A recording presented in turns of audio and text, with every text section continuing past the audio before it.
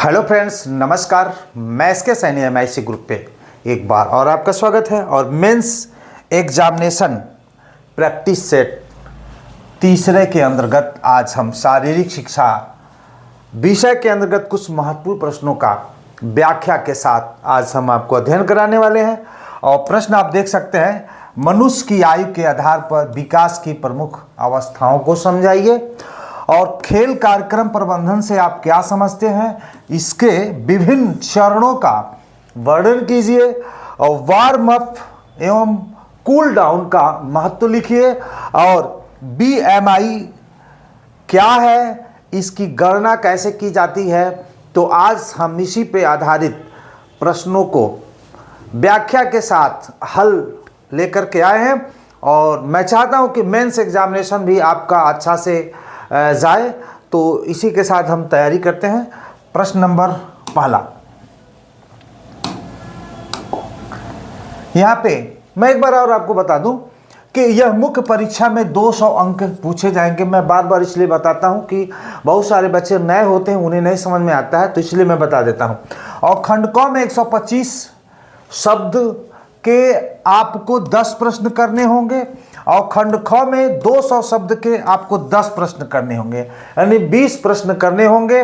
खंड क 8 अंक प्रत्येक अंक और ये 12 अंक प्रत्येक प्रश्न, यानी 200 अंक का हो जाएगा। तो और समय आपको मिलेगा 3 घंटा। अब मैं बता दूं, प्रश्न लिखा रहेगा, आपको स्पेस दिया रहेगा, उसी में आपको उत्तर लिखना है। तो आइए हम सबसे पहले प्रश्न नंबर पहला है कि मनुष्य की आयु के आधार पर विकास की प्रमुख अवस्थाएं। आप जान सकते हैं कि शिशु अवस्था होती है, बाल्यावस्था होती है, युवावस्था होती है, प्रौढ़ावस्था होती है, वृद्धावस्था होती है।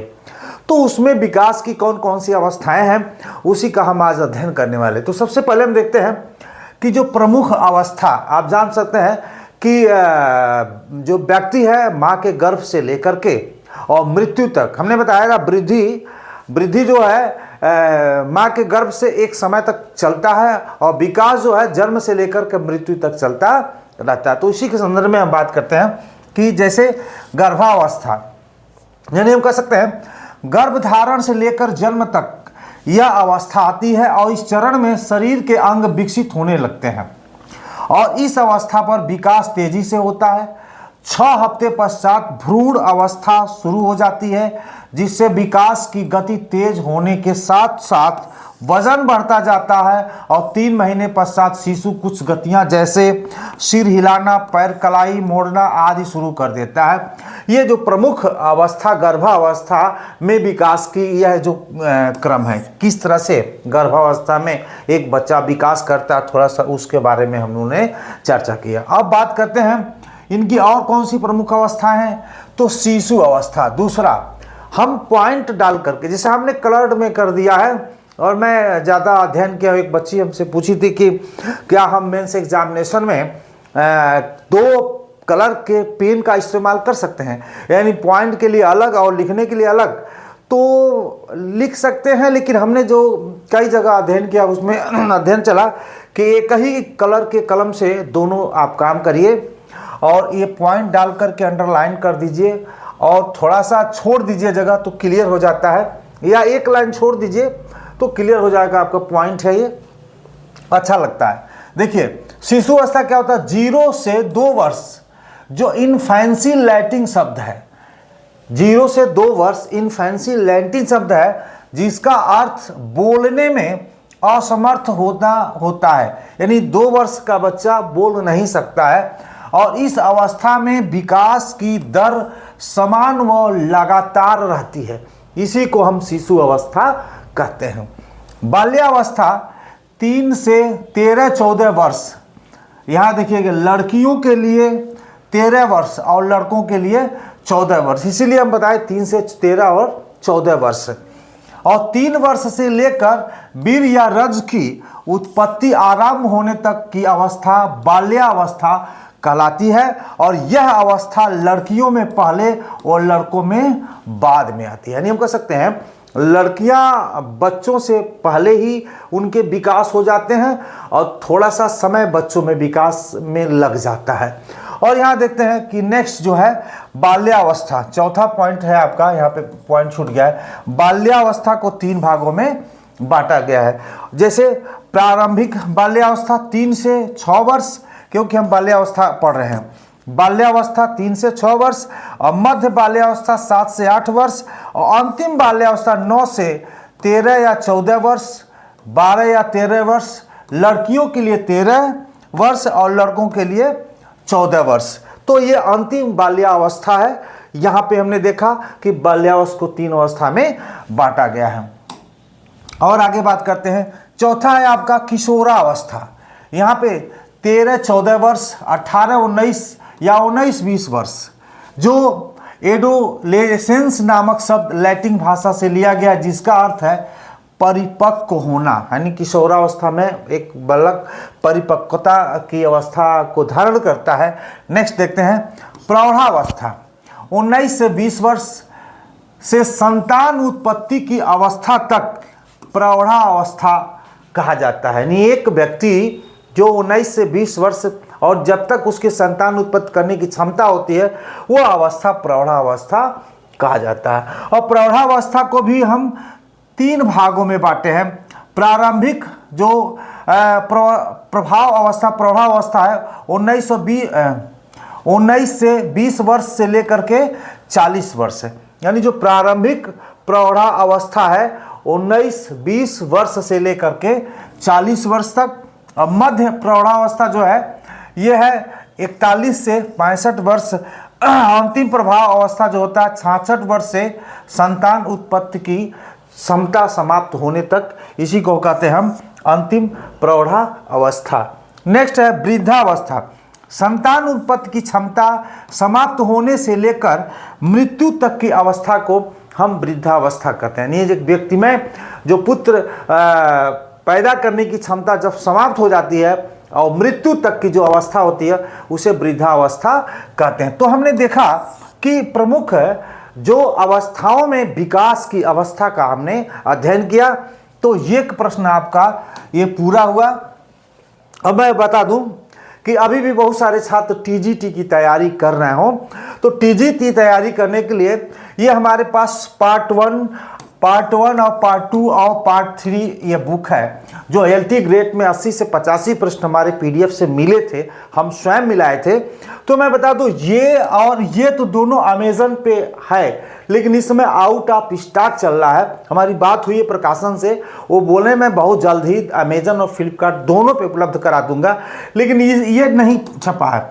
अगर आप तीनों का पीडीएफ चाहते हैं तो 94 50 85 0 327 पर आप संपर्क करके, व्हाट्सएप नंबर है, आप 100 रुपया में प्राप्त कर सकते हैं। और जो सभी खरीदेगा उसको हम मेंस एग्जामिनेशन का जो पीडीएफ है वो आपको मुफ्त में उपलब्ध करा दूंगा। और जीएस तो आपको आना नहीं, अगर जीएस की भी जरूरत होगी तो जीएस भी मैं उसी 100 रुपये में उपलब्ध करा दूंगा। तो आइए समय न गंवाते हुए ये देखिए, ये मेंस एग्जामिनेशन के लिए, चूंकि अभी कवर मैं अच्छे से कर नहीं पाया हूं, और इसी नंबर पे आप चाहें तो इस मेंस एग्जामिनेशन के लिए पीडीएफ ये पार्ट 1 पार्ट 2 का तो उपलब्ध है। आज पार्ट 3 का भी हम इसमें अपडेट कर देंगे, और जैसे ये वीडियो आएगी उसके बाद ये आप बुक अगर प्राप्त करना चाहते हैं, अगर केवल स्पेशल यह चाहेंगे तो मैं आपको स्पेशल ये 50 रुपये में दूंगा, जो 50 रुपये में दूंगा।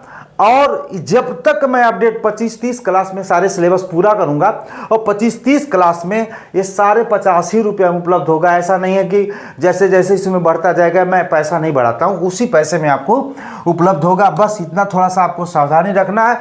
जैसे अपडेट क्लासेस आएँ आप एक बार मैसेज करें, सर जो अपडेटेड पीडीएफ हमको दे दीजिए, तो मैं उपलब्ध करा दूंगा। यहाँ पे देख सकते हैं प्रश्न नंबर 2, खेल कार्यक्रम प्रबंधन से आप क्या समझते हैं, इसके विभिन्न चरणों का वर्णन कीजिए।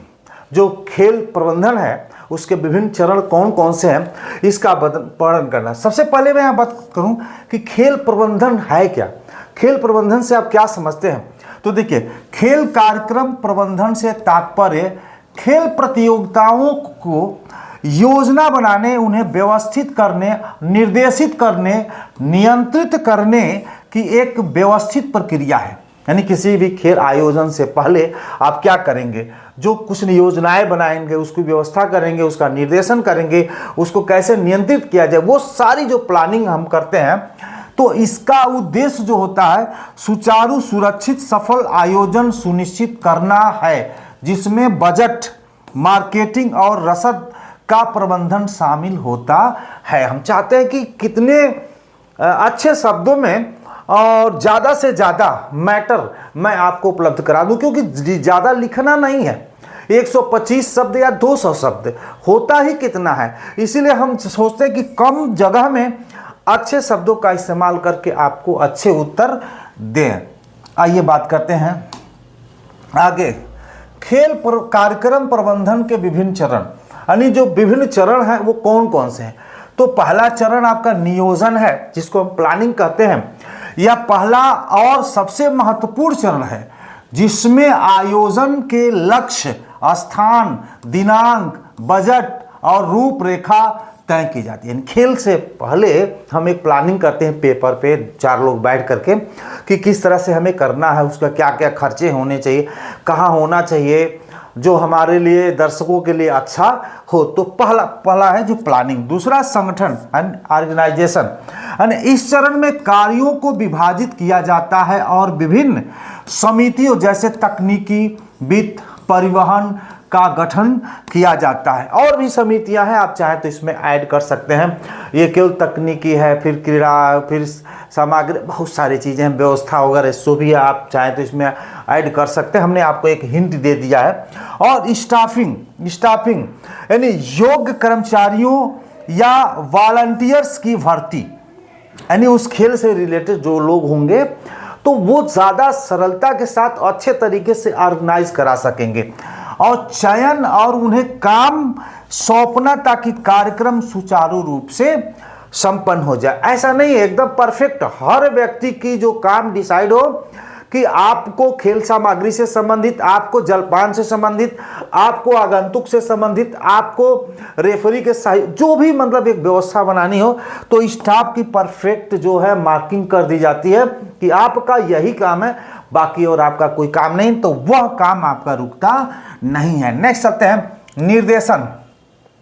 इसमें टीम का मार्गदर्शन करना, समन्वय स्थापित करना और यह सुनिश्चित करना शामिल है कि योजना के अनुसार कार्य हो रहा है कि नहीं। यानी जो निर्देशन, जिसके निर्देशन में काम हो रहा है, उसे यह देखना होगा कि जो हमने प्लानिंग बनाया है उस प्लानिंग के तहत काम हो रहा है कि नहीं। अगर काम नहीं हो रहा है तो समझिए कि वो प्रबंधन अच्छा नहीं हो सकता है। और प्लानिंग के तहत काम होगा तो सब समय से सकुशल और बिना विवाद के वह संपन्न हो जाएगा। नेक्स्ट चलते हैं कि नियंत्रण, यह सुनिश्चित करना कि सभी गतिविधियां बजट और समय सीमा के भीतर हो तथा जोखिम कम किया जा सके। यानी नियंत्रण में यह देखना जितनी भी गतिविधियां, जो हमारा बजट है उससे कहीं ज़्यादा न हो, उसी में व्यवस्थित हो जाए, किसी प्रकार की कोई समस्या न आए, कोई विवाद न आए, सही तरीके से संपन्न हो जाए, इसी को कहते हैं नियंत्रण। फिर लास्ट में आता है आपका मूल्यांकन, इवैल्यूएशन। यहाँ पे कार्यक्रम के बाद परिणाम की समीक्षा करना, फीडबैक लेना और भविष्य के लिए रिपोर्ट तैयार करना, ये भी एक प्रबंधन की एक व्यवस्था है। जैसे चुनाव जब हार जाते हैं लोग तो होता है समीक्षा बैठक है, और समीक्षा बैठक में आज निर्णय लिया जाएगा कि किस कारण से हमने चुनाव हारा, या हम खेल का आयोजन कराएं तो कहाँ चूक रह गई, कहाँ हमें तनाव महसूस हुआ, कहाँ दर्शकों को दिक्कत हुआ, कहाँ खिलाड़ियों को समस्याएं आई और कहाँ हमारे लोगों को समस्याएं। तो जब 4 लोग 10 लोग बैठते हैं तो फीडबैक मिलता है और अगली जो प्रतियोगिताएं होती हैं वो बहुत ही सुचारू, तो एक अनुभव बढ़ता जाता है। समस्याएं ही आपको अनुभव, नहीं कहते हैं कि जो दिमाग बादाम खाने से नहीं आता है, ठोकर लगने से दिमाग बढ़ता है। तो अब बात करते हैं नेक्स्ट, यहाँ पे जो प्रश्न नंबर 3 हमने इसमें दिया है, वार्म अप एवं कूल डाउन का महत्व लिखिए। देखिए स्पोर्ट में या किसी भी लाइफ में ये वार्म अप यानी किसी भी कार्य को करने से पहले अगर आप होमवर्क नहीं किए हैं तो उस कार्य को सफलतापूर्वक नहीं कर सकते हैं, या खेल से वार्म अप नहीं होते, खेल से पहले खेल समाप्त होने के पहले आप रिलैक्स नहीं होते हैं, कूल डाउन नहीं होते हैं, तो आपकी सेहत के लिए अच्छा नहीं माना जाता। आइए कुछ हमने बातें रखे हैं।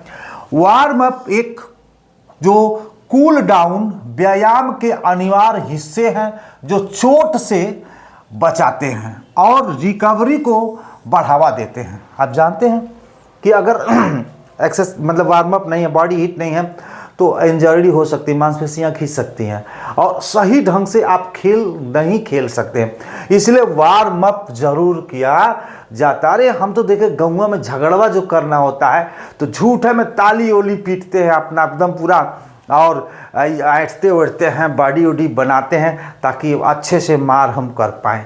वो ये तो खेल है। इसलिए वार्म अप जैसे हल्की जॉगिंग, स्ट्रेचिंग हृदय गति और मांसपेशियों का तापमान बढ़ाकर शरीर को सक्रिय करता है, जबकि कूल डाउन हल्की स्ट्रेचिंग हृदय गति को धीरे धीरे सामान्य करता है, लैक्टिक एसिड कम करता है और मांसपेशियों की अकड़न को रोकता है। ये हमने वार्म अप और कूल डाउन के बारे में बताया। थोड़ा सा और मैंने देखा, व्यायाम को इंजन स्टार्ट करने की, यानी व्यायाम जैसे इंजन स्टार्ट करते हैं, जैसे बाइक को थोड़ा सा आदमी रामा कर लेता है, थोड़ा बॉडी मतलब इंजन हीट हो जाए तब लेकर के चलता है। देखते हैं गाड़ी चालू करके छोड़ देते हैं लोग 5 मिनट, थोड़ा सा गर्म हो जाए तब हम गाड़ी को लेके चलेंगे। उसी तरह से अपना बॉडी है, यानी इंजन स्टार्ट करने की तरह समझें। बिना वार्म अप के भारी कसरत करना ठंडे इंजन को तेज दौड़ाने जैसा होता है, जिससे पुर्जे मांसपेशियां, हमारे अंदर जो मांसपेशियां हैं, जो कंकाल तंत्र है, बहुत सारे बॉडी सिस्टम है, वो टूट सकते हैं। वही कूल डाउन कसरत के बाद शरीर को आराम देने का एक तरीका है, यानी शरीर को आराम देने का एक तरीका, स्ट्रेचिंग वगैरह करते हैं तो फिर आपको कोई दिक्कत नहीं होता। अब बात करते हैं वार्म अप का क्या महत्व है, आपके खेल में वार्म अप का क्या महत्व है, आपके जीवन में वार्म अप का क्या महत्व है। चोट से बचाव, यानी अगर आप खेल से पहले बॉडी को हीट कर लेते हैं, गर्म कर लेते हैं, तो आप इंजरी से बच जाएंगे। आपको किसी प्रकार का कोई चोट, जैसे मांसपेशियां और जोड़ों में रक्त प्रवाह बढ़ाकर उन्हें लचीला बनाता है, जिससे खिंचाव स्ट्रेन का खतरा कम हो सकता है। बहुत कम ही में लिखना, इसलिए हम ही कम लिखे हैं। और शरीर को तैयार करना, हृदय गति को धीरे धीरे बढ़ाता है, जिससे कसरत के दौरान दिल पर अचानक दबाव नहीं पड़ता। बेहतर प्रदर्शन, शरीर का तापमान बढ़ने से मांसपेशियां तेजी से और प्रभावी ढंग से काम करती है। मानसिक फोकस, व्यायाम के लिए मानसिक रूप से एकाग्र होने में मदद करता है। तो हमने देखा वार्म अप का कुछ महत्व, और आगे चलते हैं कूल डाउन की भी बात करते हैं। कूल डाउन का क्या महत्व है। कूल डाउन देखिए, रिकवरी में सहायता, कसरत के बाद हृदय गति और रक्तचाप को सामान्य स्तर पर सुरक्षित रूप से वापस लाता है। क्या कूल डाउन, मांसपेशियों का दर्द कम करना, लैक्टिक एसिड जैसे अपशिष्ट उत्पादों को निकालने में मदद करता है, जिससे बाद में होने वाली ऐंठन या दर्द कम होता है। इसको मांसपेशियों का दर्द कम होना कूल डाउन से। रक्त परिसंचरण को नियंत्रित करना, अचानक रुकने से होने वाले रक्त जमाव को रोकता है, जिससे चक्कर आने की संभावना कम रहती है। आप देखते होंगे जब एक एथलीट दौड़ करके आता है तो उसको तत्काल रोक नहीं दिया जाता, लोग पकड़ करके उसको अभी मतलब चलाते रहते हैं ताकि धीरे धीरे वो नॉर्मल हो। एक बैग रोक देने से ये सारी दिक्कतें आ सकती है जो नहीं आ रही है कूल डाउन करने से। आप जानते हैं, आप खिलाड़ी हैं, आप चूंकि बीपीएड किए हैं तो इतना तो जानते हैं, लेकिन चूंकि संग्रह है, हमने संग्रह करके आपको मार्गदर्शन कर रहे हैं। लिखना तो आपको है, याद तो आपको करना होगा, ये तो मैं मार्गदर्शन कर रहा हूं। बीएमआई क्या है, जो बॉडी इंडेक्स होता है, इसकी गणना कैसे की जाती है। और BMI क्या है हम देखते हैं।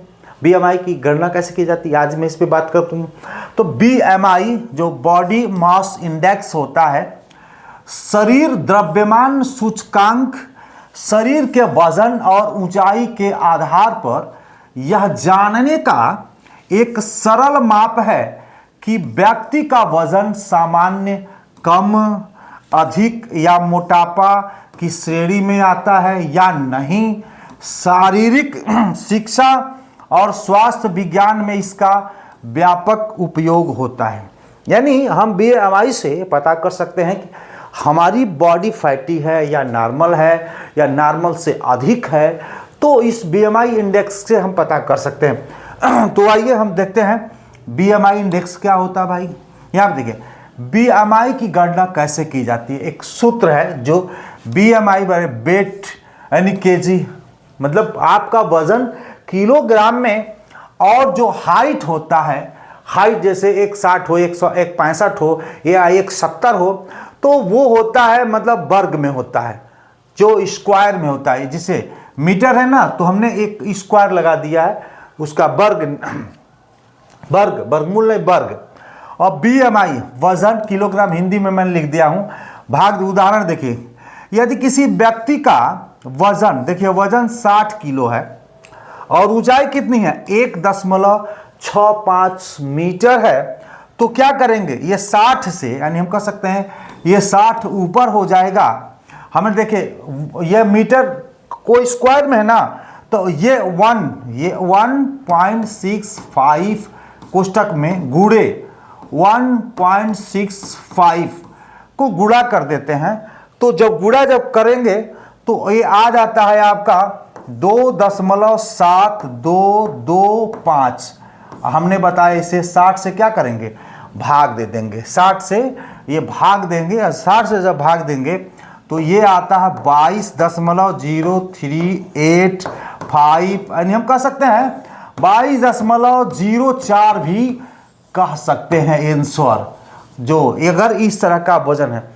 आप चूंकि ऑब्जेक्टिव तो आना नहीं है, आपको एग्जाम्पल से अगर आप देंगे तो जो एग्जामिनर चेक करेगा उसे लगेगा नहीं BMI इसको आता है, ये लिखा है नहीं इसको आता भी है, ये जांच कर सकता है। तो इस तरह से हमने एक फार्मूले के साथ आपको बताने का प्रयास किया। देखिए BMI के मानक वर्ग WHO के अनुसार, जो वर्ल्ड हेल्थ ऑर्गेनाइजेशन है उसके अनुसार एक मानक बनाया गया है कि 18.5 से कम है तो उस श्रेणी की श्रेणी में आता है कम वजन। अगर BMI आपका 18.5 से कम है तो कम वजन के अंतर्गत आते हैं।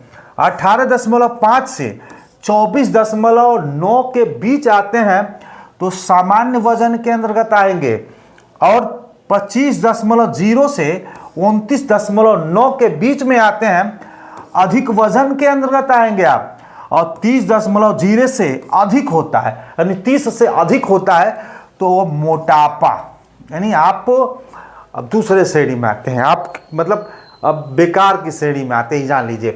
तो बेकार वाले श्रेणी है, ये दोनों श्रेणी में न आए तो अच्छा है, ये श्रेणी हम सभी के लिए अच्छा है। तो इस तरह से अब देखते हैं ये BMI आपको समझ में आ गया है। WHO के अनुसार एक मानक बनाया गया, तो लिखेंगे ना तो बहुत अच्छा लगेगा आपको। अब बात करते हैं यहाँ पे कि महत्वपूर्ण बात है, BMI सीधे शरीर की चर्बी को नहीं मापता, बल्कि यह वजन और ऊंचाई के बीच एक संख्यात्मक मान है। यह मांसपेशियों, हड्डियों के घनत्व या वसा के वितरण को ध्यान में नहीं रखता। बच्चों और किशोरों के लिए BMI की गणना उम्र और लिंग के प्रतिशत के आधार पर की जाती है। तो इस तरह से हमने देखा कि आज का क्लास इतना ही, और मैं चाहूँगा कि आप ज़्यादा से ज़्यादा लोगों का शेयर करें। वीडियो ऐसे शेयर नहीं किया जाता मेरा, इसलिए कि क्योंकि आपको लगता है कि शेयर करेंगे तो अपना ही कंपटीटर पालेंगे, हमें पता है, क्योंकि LT ग्रेड के एग्ज़ाम में बहुत ही ज़बरदस्त हमारे PDF से या हमारे वीडियो से प्रश्न फंसे थे, बहुत है उतना। तो आज के लिए इतना ही, धन्यवाद। नेक्स्ट वीडियो मैं कल लेके आऊँगा। मैं प्रतिदिन अब 2 या 4 प्रश्न आपको उपलब्ध कराऊँगा, और 20 से 25 दिनों के अंदर मैं चाहूँगा कि आपकी मेंस एग्जामिनेशन का जो प्रक्रिया वो पूरी हो जाए। धन्यवाद।